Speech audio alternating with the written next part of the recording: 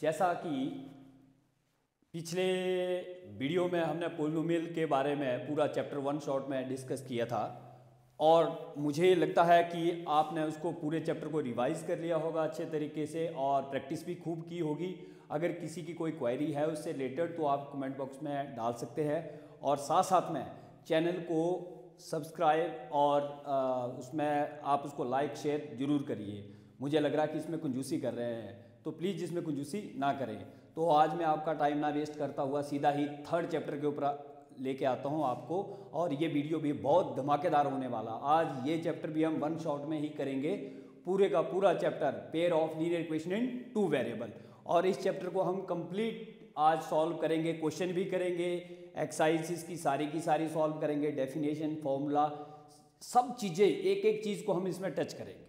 तो आइए ज़्यादा टाइम वेस्ट नहीं करते हैं, सीधा स्क्रीन के ऊपर चलते हैं। तो देखिए जैसा चैप्टर का नाम लिखा हुआ स्क्रीन पे, pair of linear equation in 2 variables. तो सबसे पहले है लीनियर इक्वेशन होती क्या है।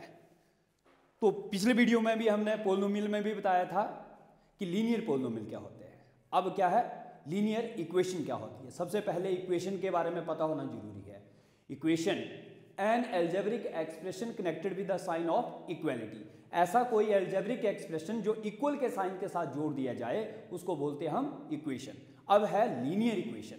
तो an equation of the type a x plus b equal to 0 comma a not equal to 0, इसको क्या बोलेंगे लीनियर इक्वेशन। ठीक, अब उसके बाद है नेक्स्ट है, जैसा कि ये टॉपिक है कि linear equation in 2 variable. An equation of the type, देखिए स्क्रीन के ऊपर भी लिखा हुआ है, an equation of the type a x plus b y plus c equal to 0, कि ऐसी इक्वेशन जो इस टाइप की हो a x plus b y plus c equal to 0 where a b c are real constants and a comma b are not both 0 simultaneously is called a linear equation in 2 variable. उसके बाद इसमें होता क्या है कि each solution x, y of a linear equation in 2 variables ax plus by plus c equal to 0 correspond to a point on the line representing the equation and vice versa। मतलब इस line के ऊपर जो भी इसका solution निकलेगा x, y की form में, वो आपका रिप्रेजेंट करता है किसको, इक्वेशन को। ठीक है, अब जो हमारा टॉपिक है, जो चैप्टर है, अ pair of linear equation in 2 variables. Pair का मतलब जोड़ा। तो इसमें 2 इक्वेशंस होंगी, देखिए जैसा स्क्रीन में है।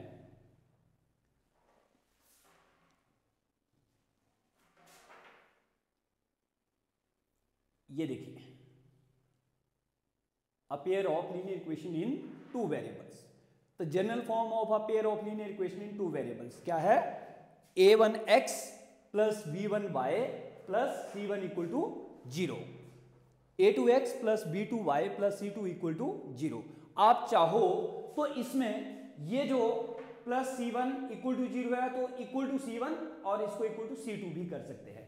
और इसमें a1 b1 c1 a2 b2 and c2 are real constants. ठीक है, आप इसको चाहे इस साइड से लिखो या इस साइड से लिखो, कोई फर्क नहीं पड़ता इसका। बस आपने इसमें 2 इक्वेशन लेनी है, a1x plus b1y plus c1 equal to 0, a2x plus b2y plus c2 equal to 0। अब लीनियर इक्वेशन इन 2 वेरिएबल जो है, ये पेयर जो है, इसको रिप्रेजेंट करने के मेथड्स कितने हैं हमारे, हम किस किस तरीके से रिप्रेजेंट कर सकते हैं। तो फर्स्ट है हमारे पास ग्राफिकली मेथड और सेकंड है हमारे पास एल्जेब्रिक मेथड। ग्राफिकली मेथड में हम ग्राफ को यूज करके जो हमारे पास इक्वेशंस है उसके सॉल्यूशन को निकालते हैं, और दूसरा है एल्जेब्रिक मेथड। तो उस एल्जेब्रिक मेथड में जैसे एलिमिनेशन मेथड है, सब्स्टिट्यूशन मेथड है या क्रॉस मल्टीप्लिकेशन मेथड है, इन 3 मेथड्स का यूज करके हम उस सॉल्यूशन का जो सेट होता है हमारे पास उसे निकालते हैं। ठीक है, नेक्स्ट देखिए ग्राफिकल मेथड में क्या है। ग्राफिकल मेथड्स में हमारे पास आ जाएगा कि इसमें ये कुछ एक स्टेप्स दे रखे होंगे, हम इन स्टेप्स के जरिए जो है वो हम इसका ग्राफ बनाएंगे। तो सबसे पहले क्या है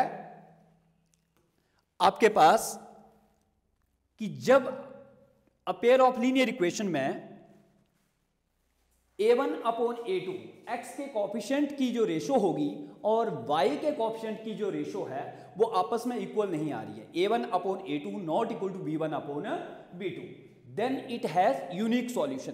तो उसका सॉल्यूशन जो होगा यूनिक होगा, लाइंस आर इंटरसेक्टिंग।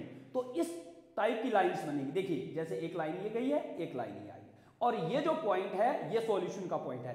नीचे जो है वो x की वैल्यू दिखेगी, सामने जो है वो y एक्सिस पे y की वैल्यू दिखेगी। दूसरा केस क्या बनता है हमारे पास, a1 upon a2 equal to b1 upon b2 not equal to c1 upon c2। a1 upon a2 equal to b1 upon b2 not equal to c1 upon c2।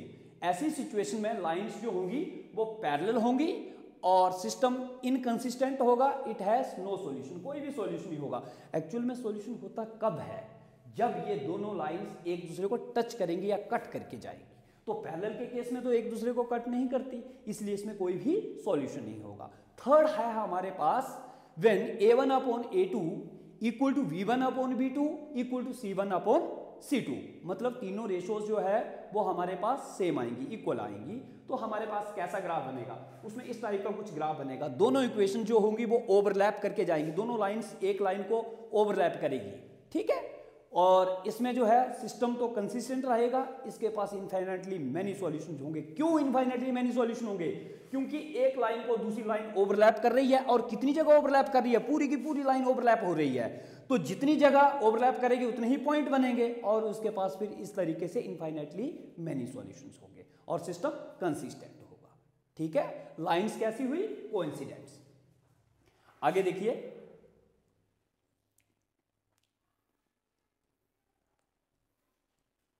ये पहले वाला केस जो था a1 upon a2 not equal to b1 upon b2, lines are intersecting. देखिए lines intersect कर रही हैं, और उसके बाद क्या, एग्जैक्टली वन सॉल्यूशन, एक ही सॉल्यूशन आया। ये देखिए इधर से x, नीचे को x की वैल्यू, इधर से y की वैल्यू, और सिस्टम कैसा है, कंसिस्टेंट। उसके बाद आगे देखते हैं, when a1 upon a2 equal to b1 upon b2 equal to c1 upon c2, second case ये आ गया। लाइंस आर कोइंसिडेंट, कोइंसिडेंट एक लाइन के ऊपर दूसरी लाइन आ जा रही है। System is dependent means consistent, और it has infinitely many solutions. ये देखिए कोइंसिडेंट लाइंस का ग्राफ। तीसरा है हमारे पास when a1 upon a2 equal to b1 upon b2 not equal to c1 upon c2। इसमें लाइंस कैसी हो जाएंगी, पैरेलल, और इसके पास कैसे सॉल्यूशन होंगे, it has no solutions, it has no solutions, lines are parallel, और सिस्टम कैसा, इनकंसिस्टेंट। सिस्टम कैसा होगा, इनकंसिस्टेंट। आगे एल्जेब्रिक मेथड में क्या होता है, एल्जेब्रिक मेथड जैसे मैंने अभी कहा था, एल्जेब्रिक मेथड से सॉल्व करने के तीन तरीके हैं, तीन मेथड्स हैं, आते हैं उसमें सब मेथड्स। फर्स्ट है सब्स्टिट्यूशन मेथड, दूसरा है एलिमिनेशन मेथड, और थर्ड है क्रॉस मल्टीप्लिकेशन मेथड।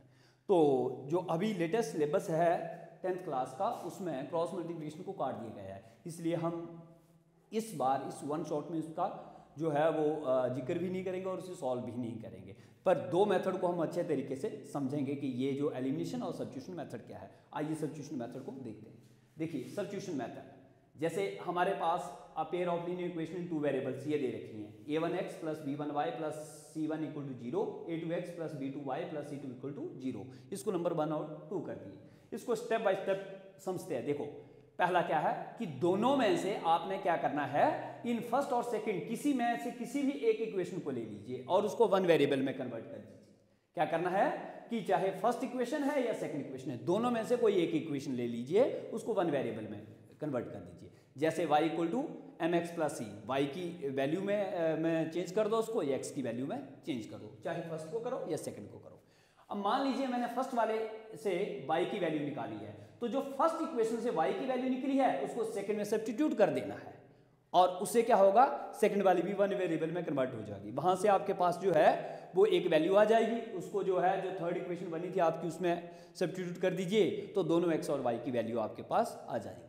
सेम इसी तरीके से नेक्स्ट मेथड क्या है आपके पास, एलिमिनेशन मेथड। इसका मतलब क्या है, इलिमिनेट करना, किसी एक वैल्यू को खत्म कर देना। पिछले में क्या करना है, एक वैल्यू को सब्स्टिट्यूट करना है, ठीक है, वन वेरिएबल में बनाने के लिए। दरअसल हम ऐसा करते क्यों है, वन वेरिएबल टू वेरिएबल्स वाली इक्वेशन को वन वेरिएबल में कन्वर्ट क्यों करते हैं।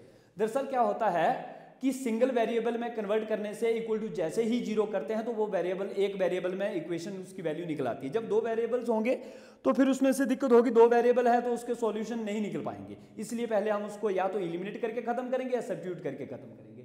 अब यहाँ पर देखिए, अभी सेकंड में क्या है, एलिमिनेशन मेथड। इसमें क्या है, स्टेप 1 में उसी तरीके से हमारे पास दो इक्वेशंस है, इनको हम किस तरीके से लिख सकते हैं, देखिए या तो इस तरीके से लिख दीजिए या फिर C1 या C2 को दूसरी साइड भी लिख सकते हैं। ठीक है, फर्स्ट में क्या करना है, पहला काम हमने ये करना है कि दोनों इक्वेशंस में बैलेंस करना है, बराबर करना है। या तो x के कोएफिशिएंट को एक जैसा बनाएंगे या y के कोएफिशिएंट को एक जैसा बनाएंगे। याद रखना है इस बात को, या तो x के कोएफिशिएंट एक जैसे बनाने हैं या y के कोएफिशिएंट एक जैसे बनाने हैं। ऐसा करेंगे कि किस तरीके से, क्या करना होगा, देखिए a1 a2 है, तो अभी तो a1 a2 दे रखा है, ऊपर वाले को अगर मैं x वाले को एक जैसा बनाऊंगा, x वाले कोएफिशिएंट को ऊपर वाले को a2 से मल्टीप्लाई कर दीजिए, नीचे वाले को a1 से कर दीजिए तो भी एक जैसे हो जाएंगे, या फिर ऊपर वाले को b2 से मल्टीप्लाई कर दीजिए और नीचे वाले को b1 से कर दीजिए तो भी एक जैसे हो जाएंगे।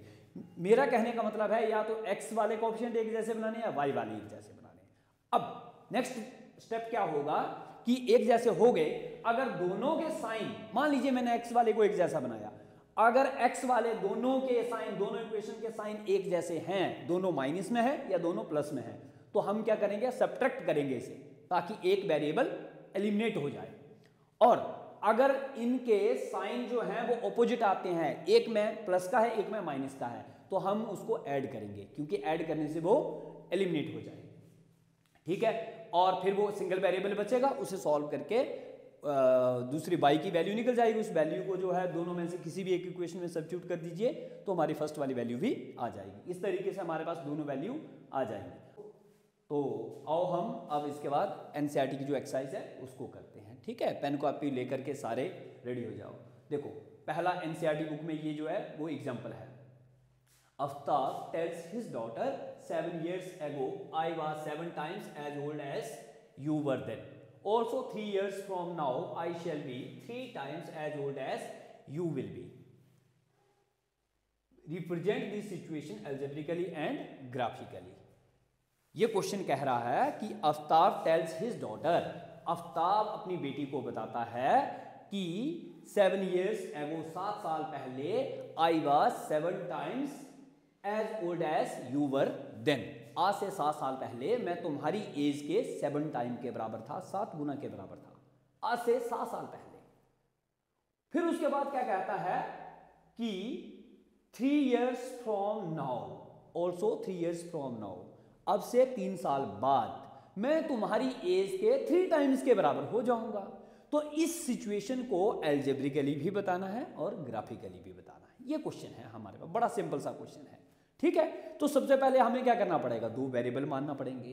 तो 2 वेरिएबल में क्या क्या आएगा, फर्स्ट वेरिएबल एक x को मान लेते हैं, दूसरा वेरिएबल y ले लेते हैं। पर किस किस को मानना पड़ेगा, तो एक्चुअली में पूछा क्या है, हमें एज के बारे में पूछा है। Let present age of Aftab, जो आफ्ताब है उसकी प्रेजेंट एज को क्या मान लेते हैं हम, x ईयर्स मान लेते हैं कि आज प्रेजेंट में आफ्ताब कितने ईयर का है, x का। And present age of his daughter, उसकी बेटी की एज कितनी मान लेते हैं, y ईयर्स, उसकी बेटी की एज क्या मान लेते हैं, y ईयर्स। ठीक है, ये प्रेजेंट की बात कर रहा हूं। अब क्वेश्चन के ऊपर चलते हैं। अकॉर्डिंग टू क्वेश्चन क्या बात हुई है कि Aftab tales his daughter 7 years ago, 7 साल पहले। तो अब मैं वो कहता हूं 7 years ago the age of Aftab was, 7 years ago the age of Aftab was. पहले ये तो पता लगे 7 साल पहले आफ्ताब की एज थी क्या, आज कितनी है, x। 7 साल पहले कितनी हुई, x minus 7 years, x minus 7 years। उसके बाद 7 years ago the age of his daughter was, उसकी बेटी की एज क्या होगी, तो उसकी बेटी की एज होगी y minus 7 years। ये क्लियर हो गया। आफ्ताब की 7 साल पहले एज थी x minus 7 years, बेटी की एज थी y minus 7 years। ये क्लियर हो गया। 3 years from now, अब से 3 साल बाद, the age of Aftab will be, the age of Aftab will be, आज आफ्ताब कितने का है, x का। 3 साल बाद कितने का हो जाएगा, x plus 3 years। The age of his daughter will be, तो बेटी की एज कितनी हो जाएगी उसकी, y plus 3 years। आज आफ्ताब की एज x है, तो आफ्ताब की 3 साल बाद हो जाएगी x plus 3 years, बेटी की हो जाएगी y plus 3 years। अब क्वेश्चन की सिचुएशन के ऊपर चलते हैं। क्वेश्चन की सिचुएशन थी क्या, देखिए क्वेश्चन की सिचुएशन क्या कहती है, अकॉर्डिंग टू क्वेश्चन x-7 7 साल पहले जो आफ्ताब की एज थी that's equal to 7 times the age of his daughter. x-7 equal to 7 time y-7 और इसको सॉल्व करके बन जाएगा x-7 y इक्वल टू -42। दूसरा जो 3 साल बाद की सिचुएशन थी x+3, ये 3 साल बाद आफ्ताब की एज है, ये अपनी बेटी के 3 टाइम्स के बराबर हो गया, तो x+3 इक्वल टू 3y + 9। मेरे पास क्या बना x-3y इक्वल टू 6। दो इक्वेशन बन गई। अब मैं इन दो इक्वेशन को ग्राफिकली, एल्जेब्रिक और दोनों मेथड से कर सकता हूँ। एल्जेब्रिक में मैं सब्स्टिट्यूशन मेथड भी लगा सकता हूँ, एलिमिनेशन भी लगा लेता हूँ। चलो इसको एलिमिनेशन मेथड से ही कर लेते हैं। कौन से मेथड से कर लेंगे? एलिमिनेशन मेथड से कर लेते हैं। तो आओ एलिमिनेशन मेथड शुरू करते हैं। कैसे करेंगे? पहली इक्वेशन क्या है हमारे पास, x -7y is equal to -42 और सेकंड क्या है x -3y इक्वल टू 6। अब देखिए मैंने क्या कहा था, एलिमिनेशन मेथड या तो x के कोएफिशिएंट को बराबर करना है या फिर y के कोएफिशिएंट को बराबर करना, दोनों में से या तो x या y, दोनों के कोएफिशिएंट में किसी एक के कोएफिशिएंट को बराबर कर दीजिए। एक्चुअली में यहाँ पर पहले से ही हमारे पास x के कोएफिशिएंट इक्वल दे रखे बराबर है, तो मैंने कहा था कि जब कोएफिशिएंट बराबर हो उसके बाद साइन चेक करने हैं। अब इसके साइन देखो, ऊपर भी प्लस का है नीचे भी प्लस का है, जब साइन सेम हो तो ऑलवेज सब्ट्रैक्ट करिए। क्या करना है? Always subtract. और जब साइन डिफरेंट हो तो ऑलवेज ऐड करिए। तो अब आप ही बताओ क्या करना पड़ेगा मुझे, साइन तो सेम है तो सब्ट्रैक्ट करना पड़ेगा। अब यहां पर किसका साइन लग जाएगा? माइनस। यहां पर माइनस है तो प्लस और ये प्लस है तो माइनस। देखिए ये कैंसिल हो गया। अब यहां से 7y में से 3y कम करो, -4y यार, और इधर कितना बन गया मेरे पास -48। अब माइनस से माइनस कैंसिल, 4 बन जा 4, 1 और ये 2, 12। अब y की वैल्यू कितनी आई मेरे पास? y की वैल्यू आई 12। मुझे इतना तो समझ आ गया कि आफ्ताब की बेटी कितने साल की है? 12 ईयर की है। प्रेजेंट में आफ्ताब की बेटी कितनी की है? 12 ईयर की है। ठीक है। नाउ अब ये आफ्ताब की बेटी की एज आ गई। अब हमारे पास था क्या? x -3y that's equal to 6। अब x is equal to 6 + 3y and क्या कितना बना? 6 + 3 इंटू y की वैल्यू क्या निकाली? 12। सब्स्टिट्यूट करिए इसे, कितना बन गया? 6 + 36 और ये बन गया 42। तो आफ्ताब की प्रेजेंट एज कितनी है? 42 ईयर। आफ्ताब आज की डेट में प्रेजेंट में 42 ईयर्स का है और उसकी जो बेटी है वो 12 ईयर की है। आ गया क्वेश्चन समझ में? अब इसी सिचुएशन को हम ग्राफिकली भी करते हैं। ग्राफ किससे कैसे करेंगे? ये देखो, ये तो मैंने सब्स्टिट्यूशन मेथड लगाया था। दरअसल ये है कि इसमें टाइपिंग में प्रॉब्लम होता है, इसलिए हम लोगों ने ये साथ साथ में ऐसा भी कर दिया। आप लोग इस तरीके से भी कर सकते हैं। ठीक है, ये आ गया। Hence present age of Aftab equal to 42 years and the present age of his daughter equal to 12 year. अब उसके बाद क्या है? The algebraic equation is represented by, उसने कहा था इसकी एल्जेब्रिक इक्वेशन बतानी, ये दोनों एल्जेब्रिक इक्वेशन आ गई। ठीक है, अब एल्जेब्रिक इक्वेशन आ गई तो ग्राफ कैसे बनेगा इसका? तो जो हमारे पास इक्वेशन दे रखी है, मान लीजिए ये हमारे पास फर्स्ट इक्वेशन है। ये कौन सी है? फर्स्ट। और ये कौन सी है? सेकंड। अब फर्स्ट और सेकंड ये दो इक्वेशन निकल गई मेरे पास। तो इसमें क्या करना है? x की वैल्यू जो है आप अलग अलग इंटीजर डाल सकते हैं। आपने पॉइंट में वैल्यू नहीं डालनी है। पॉइंट में इसलिए वैल्यू नहीं डालते हैं क्योंकि जब ग्राफ बनाएंगे तो वहां पर वैसे ही पॉइंट की जगह की कमी होती है। अगर थोड़ा सा भी डिस्टेंस आगे पीछे आ गया तो आपका ग्राफ गलत हो जाएगा। तो कोशिश यही करिए कि इंटीजर में वैल्यू डालो, चाहे वो नेगेटिव वैल्यू हो या वो वैल्यू पॉजिटिव हो। ठीक है, अब यहां पर देखो मैंने x की वैल्यू कितनी पुट करता हूं मैं इसमें से? फर्स्ट में x की वैल्यू कितनी पुट की मैंने? -7। फर्स्ट वाले में यहां पर x की वैल्यू -7 पुट की। कितनी सब्स्टिट्यूट की x की वैल्यू? -7। तो y की वैल्यू कितनी आ गई? 5। x की वैल्यू में 0 रखता हूं वहां पर, y की वैल्यू 6। x की वैल्यू में 7 रखता हूं तो y की भी 7। तो मेरे पास सॉल्यूशन टेबल ये बना। अब ठीक इसी तरीके से सेकंड वाली इक्वेशन में करो, x -3y + 6 = 0। इसमें करके देखो, सेकंड वाले में ये देखो। अब x equal to 6 plus 3y। अब y की वैल्यू जो है आप रख सकते हैं, x की वैल्यू रख दो। अगर मैंने y की वैल्यू 0 रखी तो x की वैल्यू कितनी 6, y की वैल्यू -1 रखूंगा तो x की वैल्यू कितनी आ जाएगी 3। अगर मैं y की वैल्यू -2 रखता हूं तो x की वैल्यू कितनी आ जाएगी 0। तो सॉल्यूशन टेबल मेरे पास ये आ गया। अब इससे ग्राफ कैसे बनेगा, ये देखिए, ये आपके पास ग्राफ आ गया इसका। अब थोड़ा सा मैं इसको जूम कर देता हूं क्योंकि मुझे लग रहा है ग्राफ बड़ा हो गया है। ये देखो ग्राफ इसका। अब इसमें ये जो लाइन है पहले वाली, उसके जो पॉइंट -7,5, ये नीचे से x एक्सिस से कितनी देखेंगे वैल्यू -7, और ऊपर से कितनी y की वैल्यू कितनी देखेंगे 5, तो -7,5 का पॉइंट ये हो गया। नेक्स्ट वाला 0,6 का पॉइंट ये हो गया, और एक 7,7 का ये हो। इन सभी पॉइंट को ज्वाइन कर दीजिए, एक लाइन बन गई। कौन सी लाइन है, x - 7y equal to -42। Next वाले को देखो, दूसरे में क्या था 0,-2, x की वैल्यू 0, y की वैल्यू -2, ये पॉइंट आ गया। फिर 3,-1 का ये पॉइंट आएगा, x की वैल्यू 3, y की वैल्यू -1, और 6,0 का ये आ गया। अब ये बन गया। अब हमारे पास यहाँ पर क्या है कि ग्राफ में ज़्यादा ये इक्वेशन बहुत आगे तक जाएगी, तो अभी इसमें इतना रिप्रेजेंट नहीं कर सकते, इसलिए मैंने इसको अलजेब्रिक मेथड से सॉल्व कर दिया। तो ये मिलेगी कहाँ पर, ये मिलेगी आपके पास 42,12 पॉइंट आएगा कहीं यहाँ पर आगे जा करके। ठीक है, तो इस चीज़ का ध्यान रखना है आपने। नेक्स्ट आगे देखो, ये देखो, चलो ये ठीक हो गया है। अब आगे देखो इसको, नेक्स्ट क्वेश्चन क्या कहता है, ये भी आपके एनसीईआरटी का क्वेश्चन है। The coach of cricket team buy 3 bats and 6 balls for ₹3,900 later she buy another bat and 3 more balls of the same kind for ₹1,300, represent this situation algebraically and graphically। इसमें क्या कहा है उसने, सुनो फिर question को पहले समझना है। स्टेटमेंट को 1, 2, 3, 4, 5 बार लगातार समझिए। जब तक आपको स्टेटमेंट समझ नहीं आती तब तक ये कुछ भी नहीं लिखना और ना समझना। स्टेटमेंट समझ आ गई, क्वेश्चन अपने आप क्लियर हो गया। तो coach of a cricket team buy, जो क्रिकेट टीम का एक कोच है उसने क्या किया, 3 बैट लिए और 6 बॉल खरीद लिए। ₹3,900 उसने पे किया। कितने बैट लिए उसने लिए आपके 3 बैट प्लस 6 बॉल, ये 6 बॉल्स और ₹3,900 ये पे करता है। उसके बाद वो क्या करती है कि later she buy another bat and 3 more balls of the same kind, उसने एक बैट और खरीदा, तो ये बैट एक ही आया, bat plus 3 more balls, 3 balls।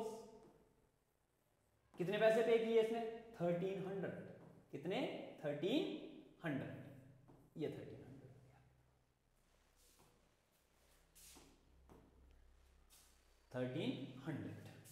ये आ गया। अब ये देखो, अगर मैं cost of a bat ₹X मान लेता हूं, cost of a ball ₹Y मान लेता हूं, तो सिचुएशन कैसी रहेगी। Let the cost of a bat equal to ₹X and the cost of ball equal to ₹Y। अब अकॉर्डिंग टू क्वेश्चन इसका एल्जेब्रिक एक्सप्रेशन जो रिप्रेजेंटेशन है वो बनेगी कैसे, 3x plus 6y, 3x, x क्या कॉस्ट ऑफ बैट और ball की buy, 3x plus 6y equal to 3900 और x plus 3y equal to 1300। ये देखो ये बन गया हमारे पास। अब आगे देखो, इसे क्या करेंगे, सॉल्व करना है, सॉल्व कर दीजिए, पर अब बार बार सॉल्व करने की जरूरत नहीं है। अब हम इसको सीधा ही ग्राफिकली पे लेके जाते हैं। तो अब एक इक्वेशन हमारे पास 1 हो गई और एक हमारे पास 2 हो गई। मान लीजिए ये वाली इक्वेशन हमारे पास 1 है, ये वाली इक्वेशन हमारे पास क्या है, ये वाली हमारे पास 2 है। ठीक है, अब फर्स्ट वाली से x की वैल्यू निकाल लो, तो 3x plus 6y equal to 1300 है, तो x इक्वल टू कितना हुआ, 3900 माइनस 6y अपॉन 3। अब यहां पर क्या करिए, y की वैल्यू जो है वो सब्स्टिट्यूट करते चलो। किसकी वैल्यू, y की वैल्यू सब्स्टिट्यूट करते चलो। पहली y की वैल्यू 500 रखी, x की 300 आई, y की वैल्यू 600 रखो तो x की वैल्यू 100 आ गई, y की वैल्यू 300 रखो तो x की 700 आ गई। ये मेरे पास सॉल्यूशन टेबल बन गया, ये मेरे पास क्या बन गया, सॉल्यूशन टेबल। ठीक उसी तरीके से अब हमें क्या करना है,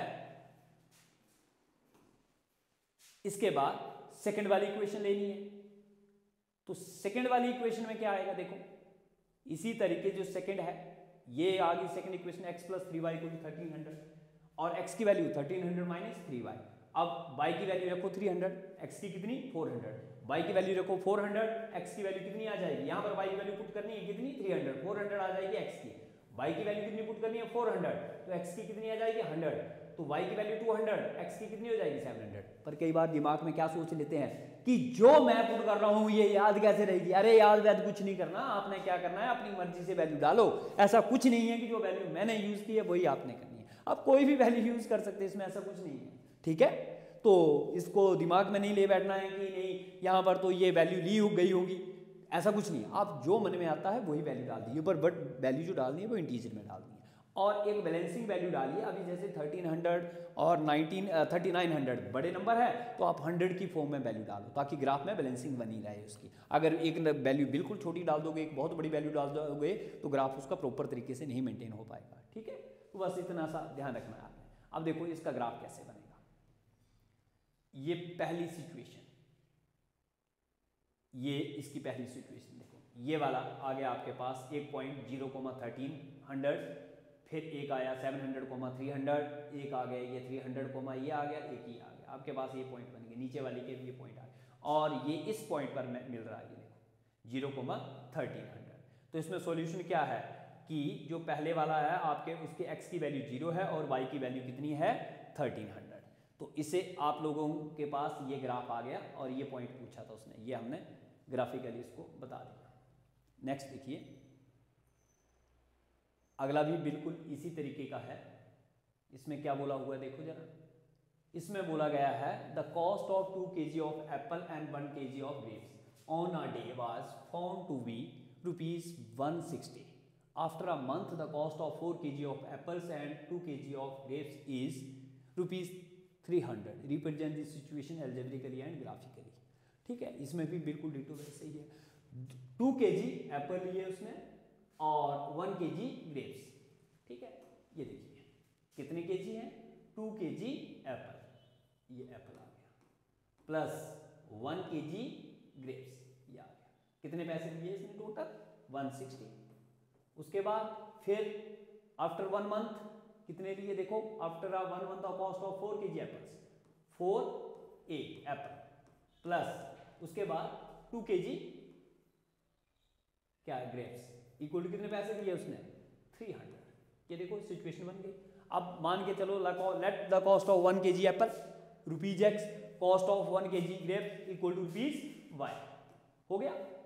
अब according to question the algebraic representation is, algebraic representation बनी क्या, 2x plus y equal to 160, 4x plus 2y equal to 300, ये बन गई आपके पास एल्जेब्रिक रिप्रेजेंटेशन, ठीक हो गया। अब आपने इसका ग्राफ बनाना है, ग्राफ बनाने के लिए क्या करना पड़ेगा आपको, ग्राफ बनाने के लिए दोनों इक्वेशंस को लिखो। ये देखो पहली इक्वेशन में ये ले ली मैंने, 2x plus Y equal to 160। अब इसमें से y की वैल्यू 160 माइनस 2x हुआ, x की वैल्यू जो है वो पुट करो या y की डालो। अब इसमें x की वैल्यू 50 पुट करो, y की 60 आ जाएगी, x की वैल्यू 60 पुट की तो उसकी 40 आ जाएगी, x की 70 करो तो y की 20 आ जाएगी, यहाँ पर पुट करना है वैल्यू, ठीक है। जरूरी नहीं मैंने y निकाला है, आप x भी निकाल सकते थे, ठीक। उसी तरीके से आपने सेकंड से भी ग्राफ बनाना है इसी तरीके से। ये देखो सेकंड में क्या था, ये आ गया आपके पास। अब सेकंड में भी ऐसे ही इसी तरीके से वैल्यू डालते जाओ और आपके पास ये ग्राफ आ गया, ये देखो। अब इसमें क्या हो रहा है, ये दोनों लाइंस पैरेलल जा रही है, कैसी जा रही है पैरेलल। तो मेरे हिसाब से तो ये जो सिचुएशन है ये होल्ड नहीं करेगी, ठीक है। तो ये आपके पास आ गया, पर ग्राफ बन गया इसका पैरेलल, इसके पास कोई सॉल्यूशन नहीं है। नेक्स्ट पे चलो, अब हम लोग जो है वो सब्स्टिट्यूशन मेथड के ऊपर क्वेश्चन करते हैं। ये सब्स्टिट्यूशन मेथड का क्वेश्चन होगा मे बी कि नहीं, ग्राफ का ही है। बोलता from the pair of linear equations in the following problems and find their solution graphically. अब इसमें भी बिल्कुल सेम सारे एक ही जैसे क्वेश्चन होते हैं, अगर एक क्वेश्चन अच्छे से आ जाता है तो सारे के सारे आ जाएंगे। पर करना क्या है, सबसे पहले सिचुएशन को 1-2 बार पढ़िए, फिर उसमें देखो कि वेरिएबल कौन कौन से लिए जाएं। जो चीज़ पूछी होती है उसको ही सब्स्टिट्यूट करना, पुट करना है आपने, किसको मानना है, लेट किसको करना है, जो पूछा है, जिसके बारे में वो चाहता है, ठीक है। अब इसमें क्या बोला है कि 10 student of class 10th took part in mathematics quiz. If the number of girls is 4 more than the number of boys, find the number of boys and girls who took part in the quiz. अब total 10th class के कितने student? 10 student, ठीक है। उन्होंने एक mathematics के quiz में participate किया होगा। तो बोलता है सिचुएशन क्या है कि the number of girls is 4 more than number of girls, लड़कियां जो हैं वो लड़कों से 4 ज्यादा है। लड़कियां कितनी ज्यादा है? 4 ज्यादा है। मान लीजिए लड़कियां जो है वो 7 है, तो लड़के जो है वो कितने हुए? 3। 7 - 3 करो तो 4 ही आएगा। लड़कियां कितनी ज्यादा हैं? 4 ज्यादा हैं उससे। और उसके बाद आगे और क्या कंडीशन है इसमें से? और कुछ भी नहीं है। पर हाँ ये पता है हमें कि नंबर ऑफ स्टूडेंट्स जो है वो 10 है। तो मैं क्या करके चलता हूँ, लेट नंबर ऑफ बॉयज या नंबर ऑफ गर्ल्स कर लीजिए, जैसे इसमें लिखा let number of girls x, number of boys y, number of boys y कर लिया। अब according to question x + y, लड़के और लड़की टोटल कितने? 10, x + y = 10, x - y = 4। उसके बाद हमारे पास कितना? x + y = 10, x - y = 4। अब इन दोनों में से आपने करना क्या है? दोनों में से किसी एक की वैल्यू निकाल लो। देखो x की फॉर्म में निकाला, x = 10 - y हो गया, वैसे ही वैल्यू रखिए तो आपके पास ये सॉल्यूशन टेबल बन जाएगा। सेकंड वाली इक्वेशन पकड़ो, उससे भी वैसे ही होगा। x या y की वैल्यू जो है वो किसी एक की सब्स्टिट्यूट करते चलो, तो ये सेकंड टेबल बना और आपके पास ये ग्राफ आ गया। आप इसको पॉज करके भी देख सकते हैं। ये देखो, ये इसका ग्राफिकली रिप्रेजेंटेशन आ गया, यहाँ पर ये मैच कर रहा था। और अगर मुझसे पूछा जाए कि लड़कियां कितनी थी, तो लड़कियां ऐसे देखते हैं ग्राफ को। ग्राफ में कई बार सॉल्यूशन भी देखना होता है। ये देखो, ये नीचे को इसको देखो कितने हैं, ये 7 है। यहाँ से देखो ये कितने हैं, ये देखो लड़कियां 7 हैं और लड़के कितने हैं? 3। लड़के 3 थे और लड़कियां 7 थी। इतने लोगों ने पार्टिसिपेट किया। नेक्स्ट,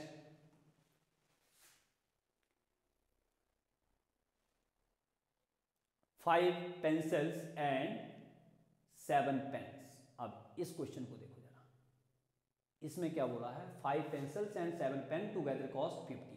5 पेंसिल और पेन कितने हैं? 7। ये आ गया मेरे पास 5 पेंसिल प्लस 7 पेन। इन दोनों की कॉस्ट कितनी बता रहा है? ये ₹50। फिर 7 पेंसिल, ये लिख दिया 7 पेंसिल प्लस पेन कितने बोले हुए हैं? 5 पेन्स। इनकी कॉस्ट देखो कितनी बोली हुई है उसने? 46। इनकी कॉस्ट 46 बोली हुई है। अब ये क्या चाहता है? Find the cost of 1 pencil and that of the pen. एक पेंसिल और एक पेन की कॉस्ट। मान लीजिए let cost of 1 pencil equal to ₹x, cost of 1 pen equal to ₹y। Pen की कॉस्ट को मैंने x, पेंसिल की कॉस्ट को मैंने x मान लिया, पेन की कॉस्ट को मैंने y मान लिया। अब अकॉर्डिंग टू क्वेश्चन बनेगा क्या? 5x plus 7y equal to 50। 5x plus 7y equal to 50। और नेक्स्ट वाला क्या बनेगा? 7x plus 5y equal to 46। ये देखो, अब दोनों में से पहले वाली इक्वेशन को पकड़ो और उसमें से क्या करो? 1 वेरिएबल में उसको कन्वर्ट करो, चाहे x की फॉर्म में कन्वर्ट करो या y की फॉर्म में कन्वर्ट करो। ठीक है, मैंने x की फॉर्म में कन्वर्ट कर दिया। ये देखो, अब इसमें y की वैल्यू पुट करते चलो, x की वैल्यू आती जाएगी। तो ये सॉल्यूशन टेबल बन गया आपके पास। ठीक उसी तरीके से सेकंड इक्वेशन को लो, उसको भी x की फॉर्म में कन्वर्ट करो, y की वैल्यू डालते चलो, x की निकलती जाएगी। ये सॉल्यूशन टेबल बनेगा। अब इसका ग्राफ कुछ ऐसा बनेगा आपके पास। ये देखो, ये देखो, अब इसमें सॉल्यूशन टेबल एक्चुअल में कॉस्ट थी क्या? ये देखो, ये नीचे गया सीधा और यहां से ये इधर आया। देखो, तो आप कह सकते हैं x किसकी कॉस्ट थी? पेंसिल की। तो पेंसिल की कॉस्ट कितनी? ₹3 थे और पेन की कॉस्ट कितनी थी? ₹5। ये आपके पास सॉल्यूशन आ गया। इतने आसान क्वेश्चन, बस इसको प्रैक्टिस करना है, ध्यान से देखना है, समझते जाओ तो ये हो जाएगा। ये देखो, पॉइंट ऑफ इंटरसेक्शन 3,5 का। So the cost of a pencil equal to ₹3 and the cost of a pen ₹5। देखो नेक्स्ट क्वेश्चन पे चलते हैं। अगला देखो क्वेश्चन क्या है। ये आ गया आपके पास अगला आपकी। हाँ, तो अब ये सेकंड क्वेश्चन देखिए। On comparing the ratio A1/A2, B1/B2, C1/C2, find out whether the lines representing the following pair of linear equations intersecting at a point are parallel और कोइंसिडेंट। इसके लिए हमने अभी थोड़ी देर पहले ही तो डिस्कस किया है। क्या लिखा था कि जब A1/A2 not equal to B1/B2 होता है, तो लाइंस क्या होती हैं हमारे पास? लाइंस होती है इंटरसेक्टिंग। कहाँ लिखा intersecting? Lines intersecting at A point. ये देखिए ऐसी सिचुएशन बने तो ये होता है लाइंस इंटरसेक्टिंग। सेकेंड दूसरा क्या है हमारे पास, देखो A1 upon A2 equal to B1 upon B2 not equal to C1 upon C2। इसमें क्या होता है? Lines are parallel. ये देखो ऐसी सिचुएशन बनेगी तो लाइंस पैरेलल होंगी। थर्ड क्या होगा? A1 upon A2 is equal to B1 upon B2 और equal to C1 upon C2। ऐसी सिचुएशन में क्या होगा? लाइंस आर कोइंसिडेंट, मतलब ओवरलैप करेंगी ये लाइंस आपस में। बस ये 3 पॉइंट है, जो जो बनता जाएगा वो आप निकाल दीजिए, इसमें कुछ खास करना नहीं है आपने। जैसे कि मेरे को तो यहीं से दिख जा रहा है 5 अपॉन 7 करिए माइनस 4 अपॉन 6 तो कितना 2 अपॉन माइनस 2 अपॉन 3 हो गया इसका। ये 5 अपॉन 7 है, पहले वाला इंटरसेक्टिंग हो गया। इसका 9 अपॉन 18, 9 से 18 को कैंसिल करो कितना आ गया 1/2। 3 अपॉन 6 1/2 और इसे भी 1/2। तो इसमें क्या हो जाएगा? तीनों की रेशो बराबर है, इसमें थी बराबर। देखो इसमें कोइंसिडेंट हो गया इसका, इसमें इंटरसेक्टिंग इंटरसेक्टिंग कोइंसिडेंट। और इसमें क्या है 2 अपॉन ये 6 अपॉन 2 3 आ गया, यहां से भी 3 आ गया और यहां से 10 अपॉन 9 आ गया। तो इसमें ये वाली बन गई सेकंड वाली, तो इसमें क्या होगी? Lines parallel. बस क्वेश्चन खत्म। ऑरली हो जाते हैं ये क्वेश्चन, ऐसा कोई खास जरूरी भी नहीं है, पर यह है कि आपको प्रैक्टिस करने पड़ेगी, आपको ये मेथड याद होने चाहिए। ये देखो आप डिटेल्ड इसको देख सकते हैं, वीडियो को पॉज कर लो। ये देखो फर्स्ट क्वेश्चन ये आ गया पूरे का पूरा, सब कुछ यही किया जो मैंने कहा। यही A1 upon A2 B1 upon B2 C1 upon C2। देखो ये आ गया, लाइंस क्या कर रही हैं? It has a unique solution and lines intersecting each other at exactly 1 point. ठीक, नेक्स्ट देखिए सेकंड पार्ट। ये देखो सेकंड पार्ट में क्या है? ये देखो ऑन कंपेयरिंग दीज इक्वेशन, इसके साथ कंपेयर करो। ये A1 A2 B1 B2 C1 C2 सभी की वैल्यू निकालो। ये हो गया आपके पास। इसमें क्या आया? इसमें तीनों A1 upon A2 B1 upon B2 C1 upon C2 equal to 1/2 के बराबर आ रहे हैं। तो pair of equations have infinitely many solutions and lines are coincident, overlap कर रही हैं। नेक्स्ट इसको देखिए, इसमें क्या है? इसमें कंपेयर करके देखो A1 upon A2 equal to B1 upon B2 not equal to C1 upon C2। ये देखो वैल्यूज। तो इसमें क्या हुआ? इसमें आपके पास the pair of equations have parallel, equations कैसी हैं? पैरेलल हैं और इसके पास कोई सॉल्यूशन नहीं है। And the lines never intersect each other therefore it has no solution, कोई सॉल्यूशन नहीं होगा इसके पास। नेक्स्ट सेकंड क्वेश्चन बिल्कुल इसी की तरह है, ये भी इसी की तरह है, तो इसमें भी यही करना है। कंसिस्टेंट इनकंसिस्टेंट, कंसिस्टेंट कब होता है? यही वही चीज है, इसमें कुछ खास भी नहीं है। जब A1 upon A2 equal to B1 upon B2 ये इक्वल ना हो तो क्या होता है?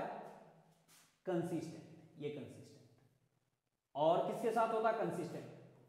A1 upon A2 equal to B1 upon B2 equal to C1 upon C2।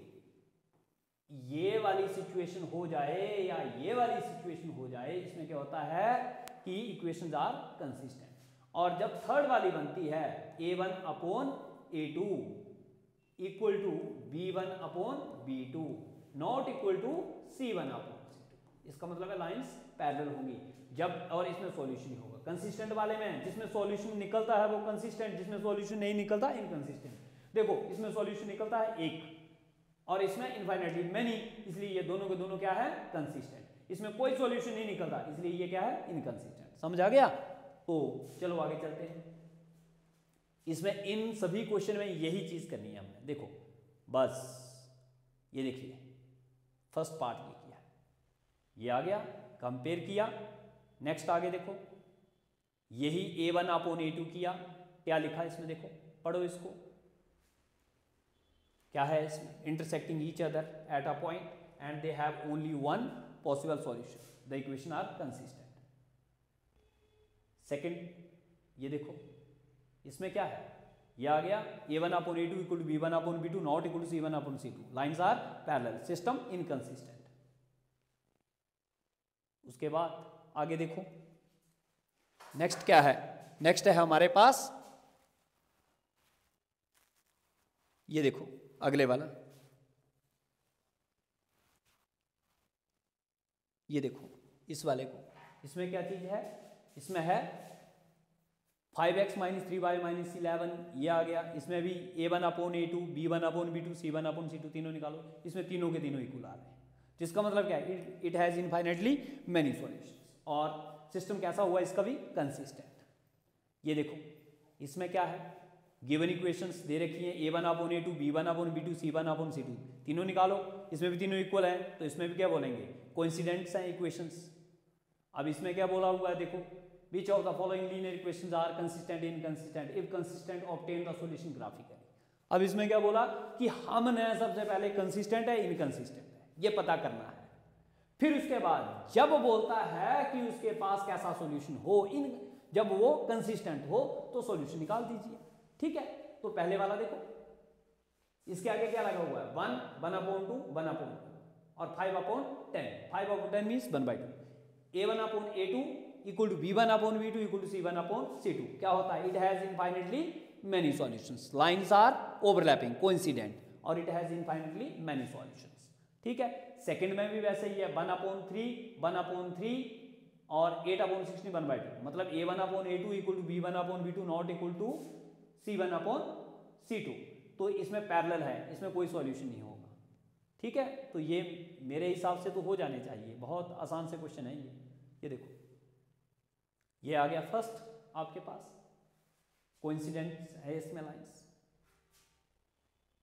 और ये पॉसिबल सॉल्यूशंस। इसका क्या है, जब भी कोइंसिडेंट आता है, आपके इनफाइनाइटली मेनी सॉल्यूशन होते हैं, तो आप क्या करेंगे, दोनों लाइंस की इक्वेशन सेम ही होती है, तो आप इसमें x की वैल्यू डालते चलो और y की निकलती जाती है, तो इसमें इनफाइनाइटली मेनी सॉल्यूशंस होंगे। जरूरी इसमें यूनिक वैल्यू नहीं आएगी, ये ध्यान रखना इस बात का, कई बार हम लोग यूनिक वैल्यू निकालते रहते हैं। ये देखो, और ये इसका ग्राफ आ गया पहले वाले का, ये देखो सेकंड, ये देखिए इसमें सबसे पहले कंसिस्टेंसी के लिए, ये यहां से हम कंसिस्टेंसी चेक करेंगे, इनकंसिस्टेंट है ग्राफ नहीं बनाना। नेक्स्ट देखो, ये है, इसमें क्या है, यूनिक सॉल्यूशन है, तो ये भी कंसिस्टेंट, ये कैसा हुआ, कंसिस्टेंट, इसका ग्राफ बनाएंगे। देखो इसका पहले एक इक्वेशन लीजिए, वहां से x या y की फॉर्म में निकालिए, x की वैल्यू पुट करते चलो, y की निकलती जाएगी आपके पास। सेकंड टेबल देखो, इसमें क्या करेंगे, वैसे ही इक्वेशन है, y की फॉर्म में निकाल दी, x की वैल्यू पुट करते चलो, y की निकलती जाएगी। अब आपके पास इससे ये ग्राफ तैयार हो जाएगा आपका, ये देखो ये ग्राफ आ गया आपके पास, और इसमें वैल्यूज यहां से नीचे से देखो, x की वैल्यू भी 2 है, y की वैल्यू भी 2 है इसमें। ठीक है,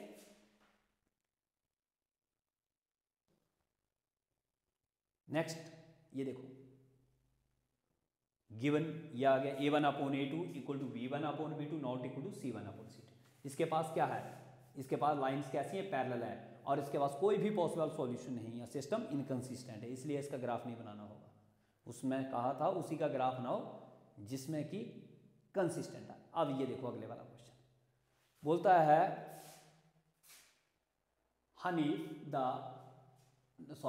half the perimeter of a rectangular garden whose length is 4 meter more than its width is 36 meter, find the dimension of the garden। half the perimeter, सबसे पहले तो ये पता भी होना चाहिए पेरीमीटर होता क्या है।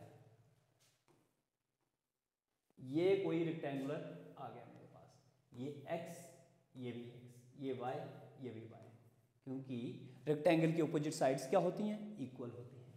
अब ये x इसको y करना है, ये आ गया।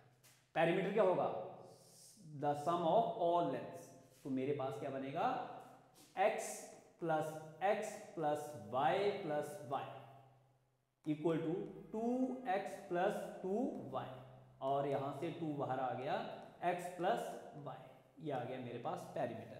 सेमी पेरीमीटर डिवाइडेड बाय 2, तो ये 2 से 2 कैंसल, सेमी पेरीमीटर क्या बन गया आपके पास, s इक्वल टू कितना आ गया, semi perimeter x plus y, कितना आ गया, x प्लस y। अब आपको बोला क्या था क्वेश्चन में कि इसका सेमी पेरीमीटर कितना आता है, 36, कितना आता है सेमी पेरीमीटर, 36, तो मैंने बना दिया इसका सेमी पेरीमीटर। ये देखो ये आ गया x प्लस वाई कितना आ गया 36, ये देखो कितना आ गया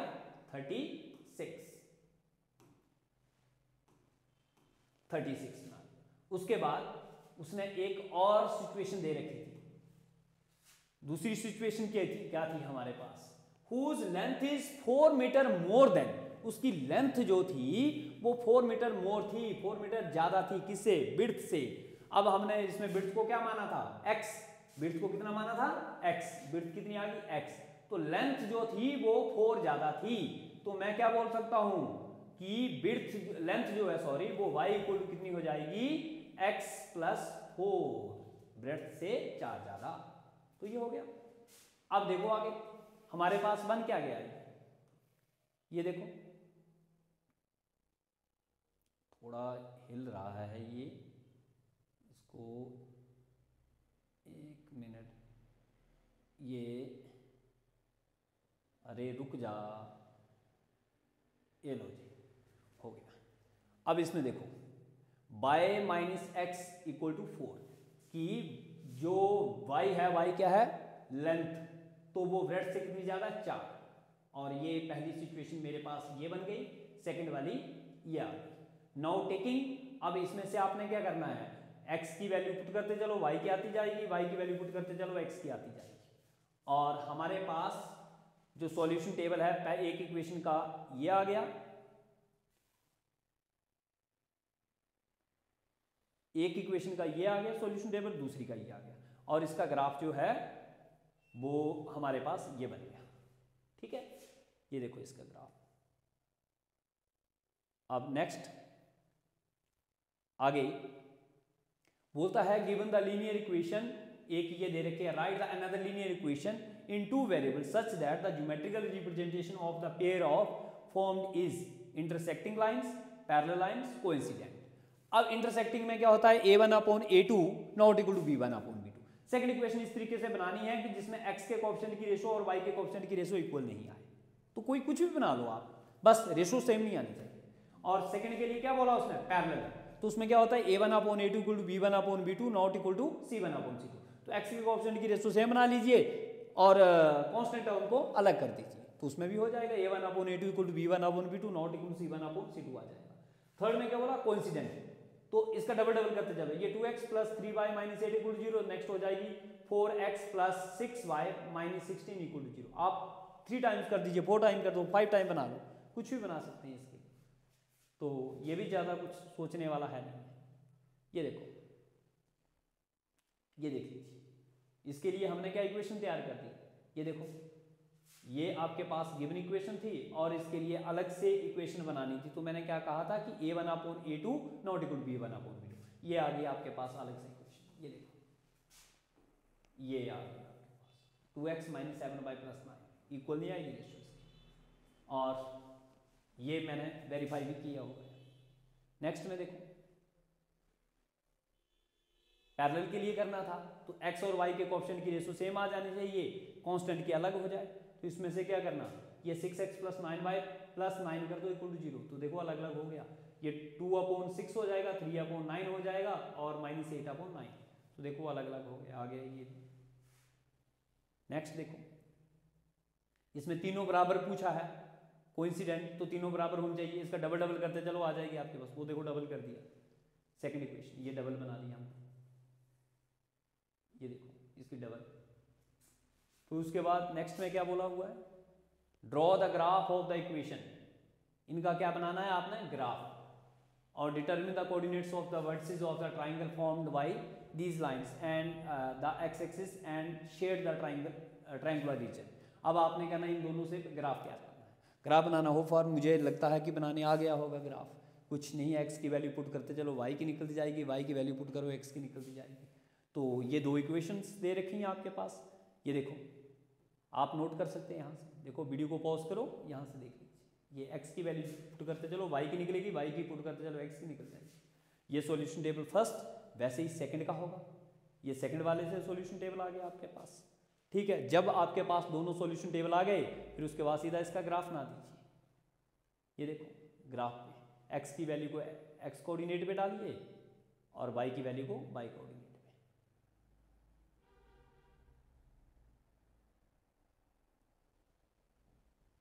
उसके बाद देखो नेक्स्ट, ये इसका सॉल्यूशन आ गया।